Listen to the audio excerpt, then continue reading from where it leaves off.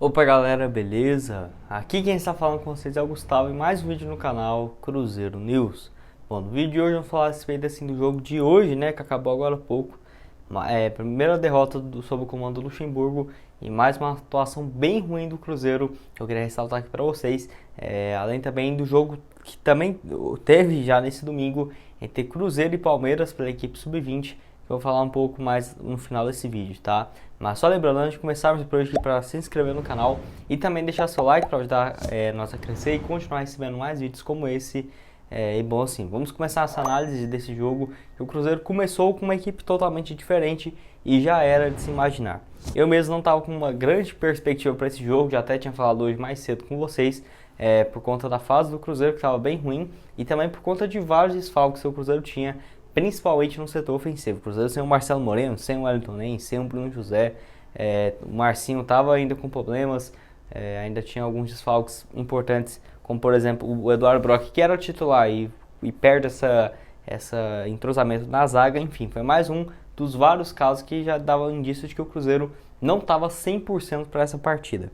O elenco do Cruzeiro que começou assim, com um ataque bem diferente do que eu estava imaginando. O Claudinho mais uma vez jogando de meia, que era de se esperar, com o Lucas Ventura jogando de volante, que ficou ali meio que o Adriano, o Rômulo de meia, o Lucas Ventura de volante, e assim, na direita o Claudinho, na esquerda o Felipe Augusto, e centralizado o Thiago. O Thiago foi muito mal nesse jogo, não conseguiu criar absolutamente nada. Diria que de destaque mesmo para o Cruzeiro foi o Matheus Pereira e o Claudinho. O Cruzeiro que na primeira etapa não incomodou muito o goleiro Thiago, o adversário teve algumas chances com o Claudinho de chute de fora da área, mas nada demais. Aos 30 minutos o Cruzeiro já teve que queimar a primeira substituição. O Lucas Ventura sentiu um lance, uma dividida, e o Ariel Cabral entrou no lugar dele, porque o Luxemburgo viu que seria uma melhor opção, porque o Lucas Ventura também estava com um desgaste físico bem maior.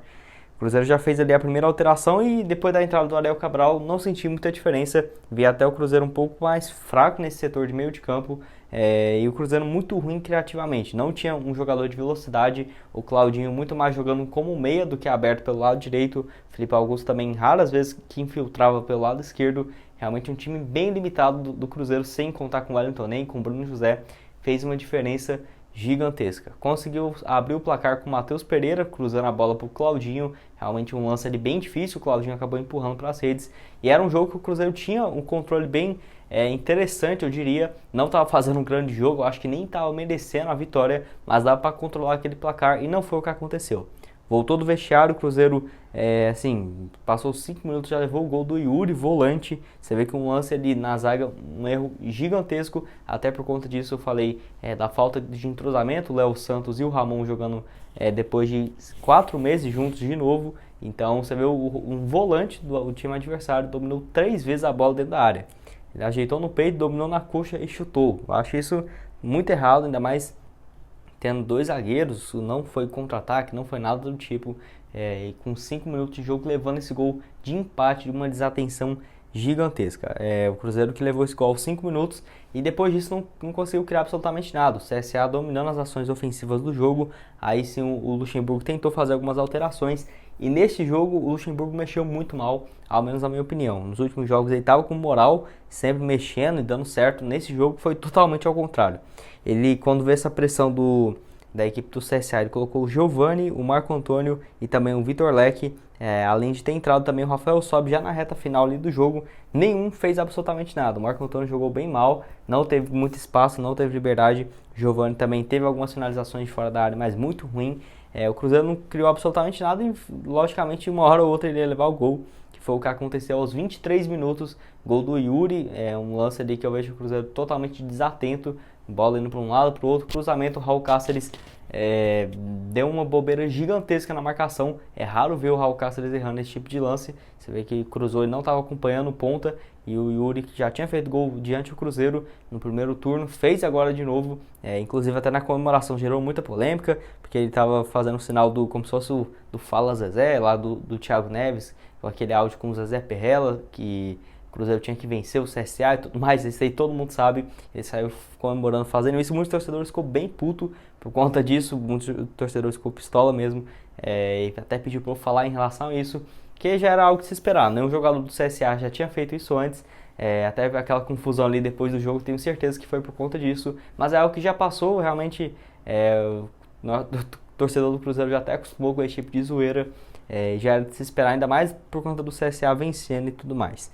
Partida que estava até que controlada nos ânimos, muito raro você ver algum lance ali de jogador bravo um com o outro, mas no segundo tempo, quando o Cruzeiro já não estava criando mais, estava indo mais para o ritmo da confusão do que qualquer outra coisa, muito também por conta da fase horrível do time. O Rafael Sobis mesmo foi expulso num lance lá bravo com o juiz. Você vê que o Rafael Sobis não é de ficar desse jeito, né? Mas até o comentarista foi bem no ponto que ele mesmo, o Rafael Sobis, foi campeão com esse mesmo time. Os jogadores mais revoltados do Cruzeiro hoje é o Fábio e o Rafael Sobis, esses dois caras que estão aí muito tempo do Cruzeiro, que 3 anos atrás o Cruzeiro ganhando absolutamente tudo aqui no futebol brasileiro e 3 anos depois uma situação completamente diferente. É algo até inacreditável, eu diria, não caiu a ficha até hoje, e que o Cruzeiro com esse resultado realmente desisto até de pensar em acesso por agora, se não tiver uma sequência de 3, 4 vitórias seguidas. Não adianta iludir com um jogo ganhando e outro empate, porque desse jeito já foi comprovado essas últimas 12 rodadas de invencibilidade, que ganhando uma, empatando 3 não vai adiantar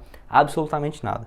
Cruzeiro que hoje com esse resultado está em 13º, não vai perder mais posição na tabela, só na próxima rodada, porque se bombear o Cruzeiro pode ficar até em 15º lugar. Hoje estamos em 13º com 31 pontos. Se tivesse vencido, estaríamos em 12º, pegado a posição do Operário, que mais uma vez deu bobeira, né? E dentro de casa essa derrota, que foi o primeiro jogo que o Luxemburgo conseguiu, que teve a derrota aqui no Cruzeiro. Não coloco muita culpa nele, e que foi um jogo ainda de virada, nunca tinha acontecido antes isso aqui no Cruzeiro, tá? Enfim, vocês o que acharam a respeito dessa partida? Deixa aqui a sua opinião, sua análise nos comentários. Derrota bem inesperada, eu diria, bem doída mesmo. E o próximo compromisso do Cruzeiro vai ser na próxima quinta-feira, jogo diante o Guarani. O próximo jogo vai ser dia 29, na quarta-feira, fora de casa, lá em Campinas. Jogo bem difícil diante do Guarani. Guarani que hoje está dentro do G4 e vai brigar até o final da Série A, dessa Série B, para conseguir uma vaga na Série A. Então, um jogo bem difícil que, quem sabe, o Cruzeiro vencendo fora de casa pode voltar em pensar em algo maior, mas conseguir uma sequência de vitórias, porque desse jeito, empatando 3, ganhando 1, não vai conseguir absolutamente nada.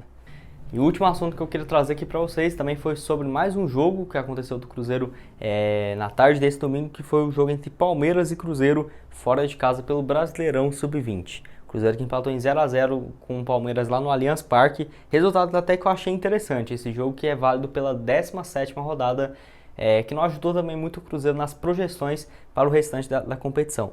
Cruzeiro que hoje está com 31 pontos na 11ª colocação, e para você ter uma noção, na equipe no Brasileirão Sub-20 classifica os 8 primeiros, então o Cruzeiro está fora ainda da zona de classificação para as quartas de finais, que é o grande objetivo do Cruzeiro para essa atual temporada, e eu acho sim que o Cruzeiro tem condições sim de conseguir essa classificação, porque é uma das equipes que está indo muito bem, por exemplo, na Copa do Brasil da categoria. O Palmeiras, por outro lado, está na vice-liderança do torneio, então realmente jogo bem complicado fora de casa, tem uma das melhores bases do país, e a Raposa que vinha de uma sequência positiva, agora parando diante desse empate, que o Cruzeiro vai ter alguns jogos dentro de casa, porque até mesmo a rotina, o calendário do Brasileirão Sub-20 está bem lotado. O Cruzeiro está tendo Brasileirão, Copa do Brasil e também estadual, praticamente igual ao Sub-17 do Cruzeiro, tendo 2 jogos por semana, então dando bastante trabalho, e que alguns jogadores desse time Sub-20, por exemplo, eu vejo que tem sim condições de estar na equipe profissional, até futuramente tentarei trazer aqui um vídeo para vocês. O Cruzeiro que nesse jogo do Sub-20 teve algum desfalque, o principal deles foi o Vitor Leque, que tinha feito gol no último jogo, vitória diante do Atlético Mineiro no clássico por 2-1, no finalzinho foi o Vitor Leque que fez o gol do Cruzeiro, mas ele estava jogando na equipe profissional hoje e foi desfalque, pelo menos jogando na equipe de cima, teve oportunidades, é um jogador que também um potencial gigantesco, que pertence ao Atlético Goiano e está emprestado ao Cruzeiro. Enfim, vocês acompanham a equipe de base do Cruzeiro, você não acompanha, deixa aqui sua opinião nos comentários, quero saber o que vocês acham a respeito desse time, quais jogadores teriam espaço, por exemplo, nesse time do Filipão, tá? Ou do Luxemburgo, no caso. Deixa aqui nos comentários também o que vocês acham a respeito desse jogo de hoje diante do CSA. Fica ligado que amanhã, 11h30, 11h40, tem vídeo novo aqui no canal, tá? Valeu demais!